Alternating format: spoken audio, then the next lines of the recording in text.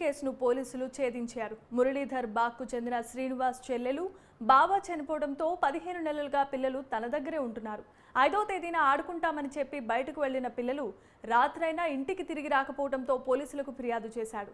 ప్రత్యేక టీంతో దర్యాప్తు చేసిన అబిడ్స్ పోలీసులు సీసీ ఫుటేజ్ ఆధారంగా 12 గంటల్లోనే పిల్లల ఆచూకీని కనిపెట్టేశారు. బస్సు ఎక్కి మారేడుపల్లికి వెళ్లినట్లుగా గ్రహించిన పోలీసులు ఆ ప్రాంతమంతా గాలించి వారిని పట్టుకున్నారు. పిల్లలను కనిపెట్టి సురక్షితంగా తమకు అప్పగించిన పోలీసులకు శ్రీనివాస్ కృతజ్ఞతలు తెలిపారు.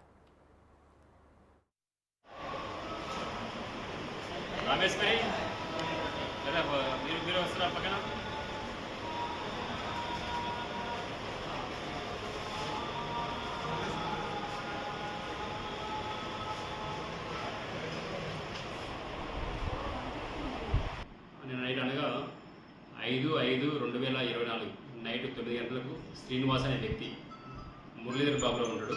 అతను ఒక పోలీస్ కంప్లైంట్ ఏమనగా అతని అక్క కొడుకులైన చరణ్ మరియు వినయ్ కుమార్ 10 సంవత్సరాలు మరియు 8 సంవత్సరాల వయసు గల ఇద్దరు పిల్లలు ఇంటి నుంచి తప్పిపోయారని మనకు పోలీస్ కంప్లైంట్ ఇవ్వడం జరిగింది. దీని ప్రకారం ఇమీడియట్లీ మనం కేసు రిజిస్టర్ చేసి ఒక టీం ఫామ్ చేశాము. ఆ టీం ఫామ్ చేసి ఆ సీసీ కెమెరా ద్వారా వెతుక్కుంటూ వెళ్తే వాళ్ళు స్వాధీనంలో తీసుకొని అప్పగించడం జరుగుతుంది. ఇప్పుడు పిల్లల్ని ఎక్కడ అప్పచెప్తారు? ఎక్కడ తీసుకొచ్చి ఇక్కడే పోలీస్ స్టేషన్లో వాళ్ళ కంప్లైంట్ ఇచ్చారు. శ్రీనివాస కంప్లైంట్ ఇచ్చాడు, వాళ్ళ మామ కంప్లైంట్ ఇచ్చాడు. దాని ప్రకారం వాళ్ళని పిలిపించి ఆ తర్వాత పిల్లలకు అడిగి వాళ్ళ యాక్చువల్ పిల్లలకి ఇద్దరికి తల్లిదండ్రులు లేరు, వాళ్ళ మామ దగ్గర ఉంటున్నారు.